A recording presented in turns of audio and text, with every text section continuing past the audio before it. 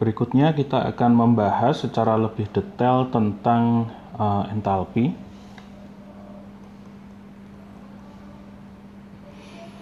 Dan bagaimana entalpi ini digunakan sebagai, atau perubahan entalpi itu digunakan sebagai indikator spontanitas suatu proses untuk proses yang, atau proses termodinamika yang isobarik dan adiabatik gitu ya.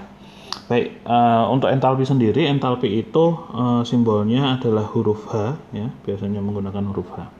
Nah, definisi dari entalpi itu apa? Entalpi itu didefinisikan sebagai energi internal ditambahkan dengan tekanan dikalikan dengan volume. Nah, dari sini kita akan meninjau proses khusus. Tinjau proses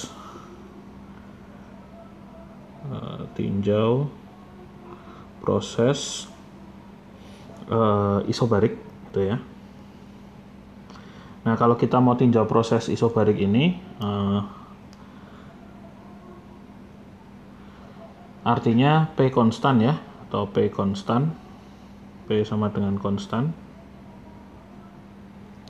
Yang artinya kalau saya mau cari tahu diferensial dari H itu sama dengan DU plus P dV ya, karena P-nya itu konstan.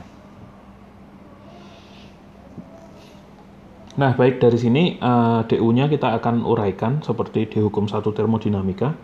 Cuman saya akan menggunakan DU yang sedikit lebih umum ya, yaitu DU-nya yang kita tahu adalah dq plus dw kan gitu ya, plus dw kan ini.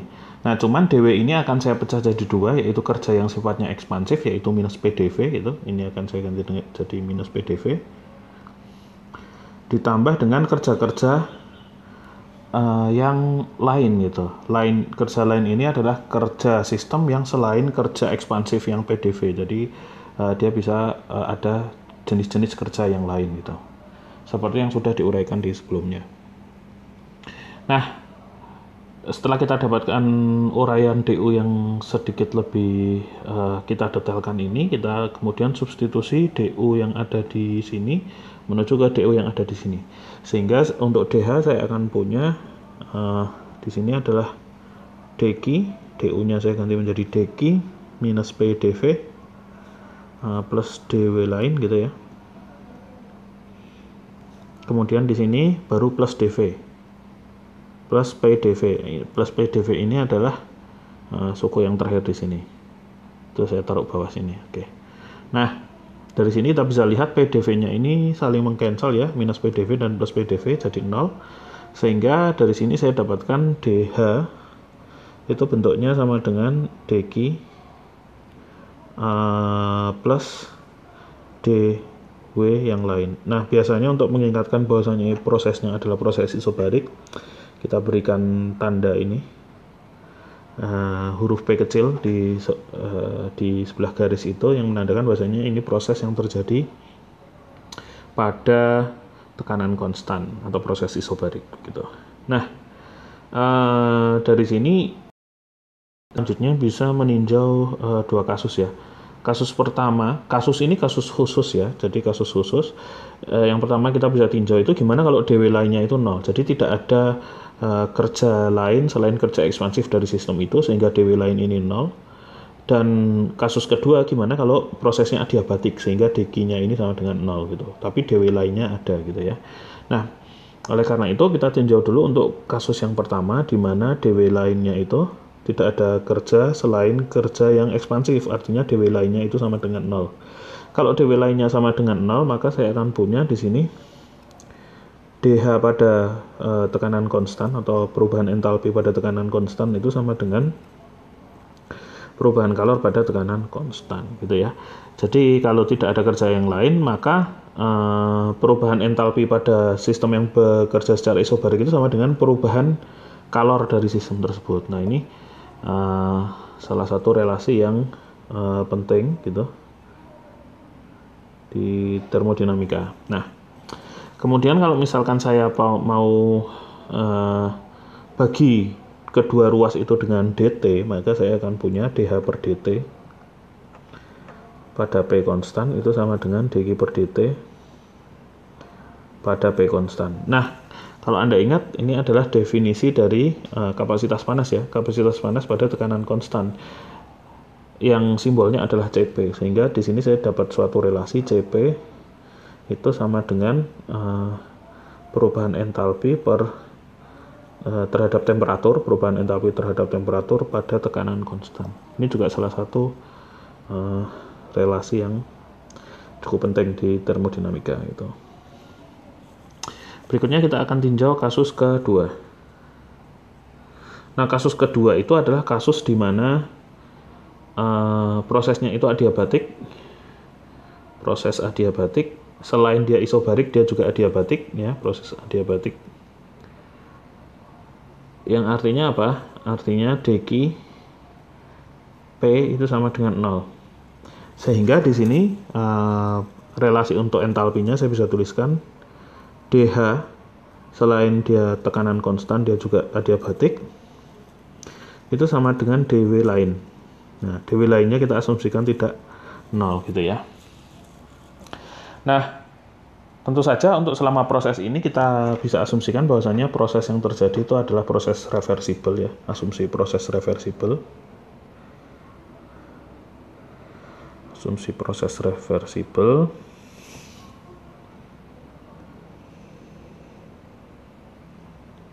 Sehingga saya juga bisa tuliskan bahwasanya dH pada tekanan konstan dan adiabatik ini kita beri tanda bahwasanya dia itu prosesnya adalah reversibel dengan tanda ref di atas itu. Nah, kemudian kalau terjadi proses yang irreversibel, jadi misalnya proses dari A menuju B itu selain dia bisa reversibel, bisa juga irreversibel. Jika terjadi proses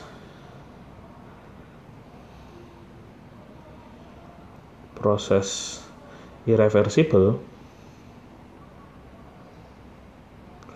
maka saya selalu punya relasi bahwasanya kerja yang dilakukan pada proses reversibel itu untuk kerja lain selain ekspansi itu selalu lebih kecil sama dengan kerja dari proses yang irreversibel. Untuk kerja selain kerja kerja ekspansif gitu ya. Nah, kalau kerja kerja itu ya ini dalam kondisi adiabatik dan isobarik ini, maka dW ref yang lain ini bisa saya ganti dengan relasi yang di atas ini kan. Jadi ini sama dengan dH gitu ya. Atau perubahan entalpi pada kondisi P konstan dan adiabatik itu lebih kecil daripada dW irreversibel yang lain gitu. Nah, sekarang kalau misalkan selama proses irreversibel itu terjadi, nah ini saya tambahkan di sini. Misal selama proses irreversibel terjadi, proses irreversibel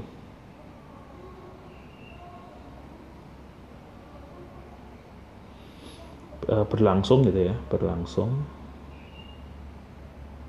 selama proses irreversibel berlangsung itu tidak terdapat kerja jenis yang lain selain daripada kerja ekspansif atau sama dengan jadi kerja ini selama dia proses irreversibel berlangsung itu kerja lain yang irreversibelnya itu sama dengan 0, jadi kerjanya mungkin tidak melakukan kerja sama sekali atau kerjanya hanya sifatnya ekspansif gitu ya, maka relasi yang di bawah ini yang suku sebelah kanan ini jadi 0, maka saya bisa tuliskan bahwasanya dH P adiabatik ini lebih kecil sama dengan 0. Nah, ini kan syarat spontanitas reaksi ketika reaksinya itu berjalan dalam kondisi isobarik dan adiabatik gitu ya. Nah, kita tahu bahwasanya proses irreversibel itu akan terus berlangsung sampai terjadinya kondisi yang setimbang. Jadi selama proses irreversibel ini berlangsung, dH itu nilainya akan terus mengecil ya. Jadi perubahan dH itu negatif kan, ini berarti H-nya itu selalu mengecil. Jadi selama proses irreversibel, jadi ini yang kotak merah ini berlaku selama proses irreversibel terjadi. Nah, setelah keadaan setimbang tercapai,